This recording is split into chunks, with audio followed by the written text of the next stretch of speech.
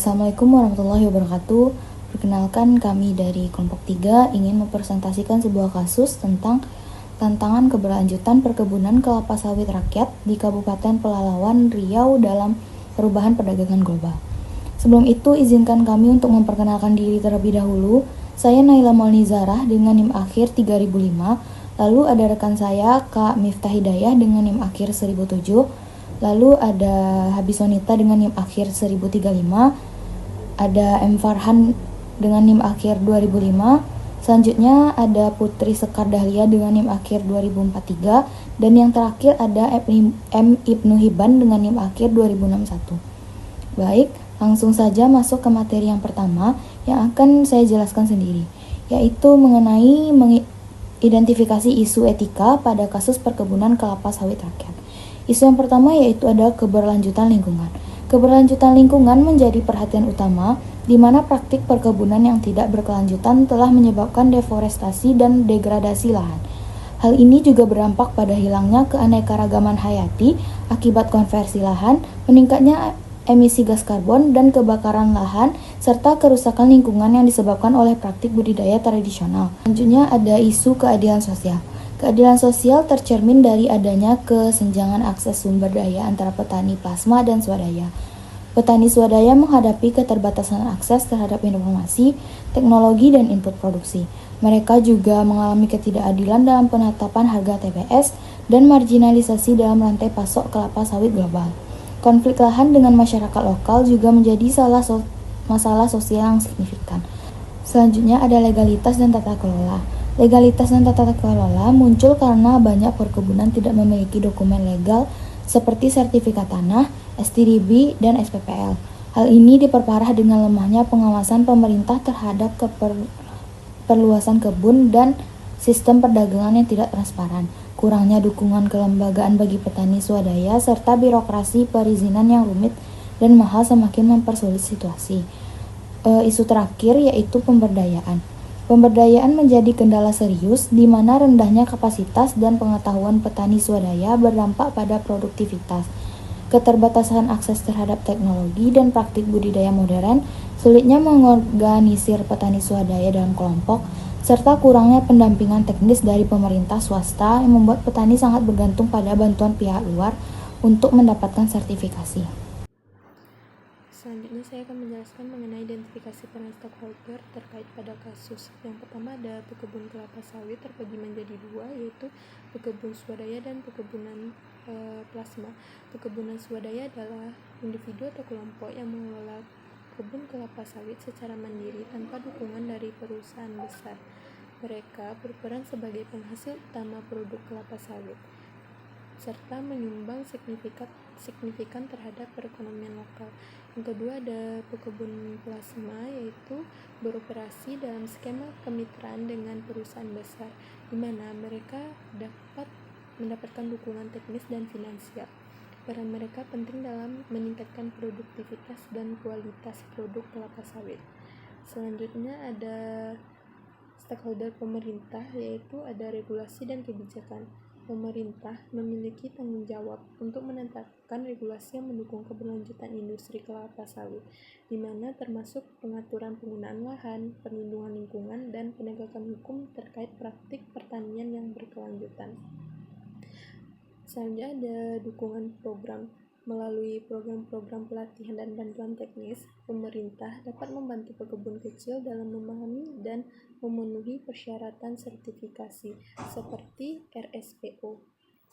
Yang ketiga ada lembaga swadaya masyarakat atau LSM. Ini terbagi menjadi yang pertama yaitu advokasi lingkungan, di mana LSM berperan penting dalam mempromosikan praktik pertanian berkelanjutan dan melindungi hak-hak masyarakat lokal. Yang kedua ada pelatihan dan edukasi. Banyak LSM yang menyediakan pelatihan bagi pekebun mengenai teknik pertanian ramah lingkungan, serta cara untuk mendapatkan sertifikasi. Dengan memberikan pengetahuan dan sumber daya, LSM membantu pekebun kecil untuk meningkatkan praktik pertanian mereka dan akses ke pasar. Selanjutnya akan dijelaskan oleh rekan saya. Yang keempat itu ada perusahaan swasta. Investasi dan kemitraan perusahaan besar dalam industri kelapa sawit dapat berinvestasi dalam program-program keberlanjutan dan membangun kemitraan dengan pekebun kecil untuk meningkatkan kapasitas produksi. Investasi ini juga mencakup penyediaan teknologi modern dan akses ke pasar internasional.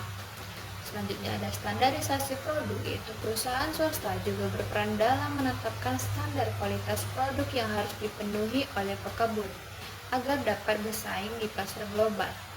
Dengan adanya standar ini, pekebun didorong untuk meningkatkan kualitas produk mereka sehingga lebih kompetitif. Yang kelima tuh ada konsumen, itu permintaan produk berkelanjutan. Konsumen memiliki kekuatan untuk mendorong perubahan dengan memilih produk yang bersertifikat berkelanjutan. Permintaan akan produk yang dihasilkan secara berkelanjutan mendorong pekebun untuk beradaptasi dengan praktik yang lebih ramah lingkungan. Yang keenam ada institusi keuangan, yaitu akses pembiayaan sangat penting bagi pekebun kecil untuk mengembangkan usaha mereka dan meningkatkan produktivitas. Assalamualaikum warahmatullahi wabarakatuh. Perkenalkan, nama saya Habi Sunita dengan BP akhir 1035. Baik, di sini saya akan membacakan materi tentang kaitan kasus dengan agribisnis kerakyatan. Tantangan keberlanjutan perkebunan kelapa sawit rakyat di Kabupaten Pelalawan, Riau dalam perubahan perdagangan global memiliki kaitan erat dengan konsep agribisnis kerakyatan dan inklusivitas. 1. Agribisnis kerakyatan. A. Peran ekonomi lokal. Perkebunan kelapa sawit rakyat merupakan bagian penting dari ekonomi lokal di Kabupaten Pelalawan. Mereka berkontribusi signifikan terhadap pendapatan daerah dan kesejahteraan masyarakat setempat. B. Pembangunan kapasitas. Untuk mencapai keberlanjutan, perkebunan kecil perlu didukung dengan pelatihan dan akses terhadap teknologi pertanian yang lebih baik. Ini sejalan dengan prinsip agribisnis kerakyatan yang menekankan pada pemberdayaan petani lokal. C. Akses pasar. Agribisnis kerakyatan mendorong akses yang lebih baik bagi perkebunan kecil ke pasar global. Namun, tantangan seperti standar sertifikasi dan praktik pertanian yang baik harus diatasi untuk memastikan produk mereka dapat bersaing di pasar internasional. Sekian dari saya. Assalamualaikum warahmatullahi wabarakatuh. Oke, baik. Dari kasus yang kami ambil yaitu berkaitan dengan inklusivitas. Yaitu inklusivitas yang pertama, sertifikasi dan standar. Banyak pekebun kecil di Pelalawan belum memenuhi standar sertifikasi seperti RSPO, yaitu Rodentable on Sustainable Palm Oil. Yang kedua itu kolaborasi dan kemitraan. Kolaborasi ini penting untuk menyediakan sumber daya dan dukungan yang diperlukan untuk meningkatkan praktik pertanian dan keberlanjutan. Yang ketiga itu ada keberlanjutan sosial dan lingkungan. Inklusivitas dalam agribisnis juga mencakup perhatian terhadap dampak sosial dalam lingkungan dan praktik pertanian. Ini termasuk memastikan bahwa kebun kecil tidak hanya mendapatkan keuntungan ekonomi, tapi juga berkontribusi pada keberlanjutan lingkungan dan kesejahteraan sosial. Baik, terima kasih. Di sini saya akan menjelaskan kaitannya dengan poin-poin SDGs. Yang pertama itu menghapus kemiskinan. Dengan mendukung perkebunan kelapa sawit rakyat dalam mencapai akses pasar yang lebih baik, dapat membantu meningkatkan pendapatan mereka dan mengurangi kemiskinan di daerah pedesaan.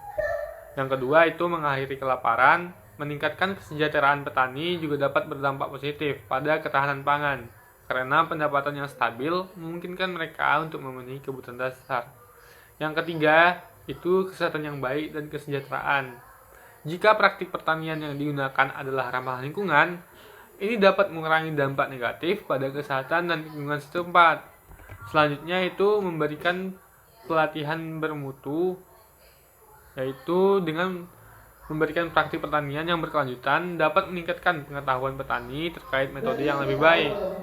Selanjutnya itu kesetaraan gender. Dalam banyak komunitas petani, kesetaraan gender dapat ditingkatkan melalui peran perempuan dalam kegiatan pertanian dan akses mereka ke pelatihan atau sumber daya.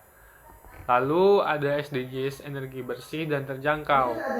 Pengolahan kelapa sawit yang berkelanjutan juga bisa melibatkan penggunaan energi bersih dalam proses produksi. Dan yang terakhir itu pekerjaan layak dan pertumbuhan ekonomi. Dengan dukungan bagi petani kelapa sawit rakyat untuk mendapatkan sertifikasi internasional dapat membuka peluang ekonomi yang lebih besar dan menciptakan pekerjaan yang layak. Sekian dari saya, terima kasih.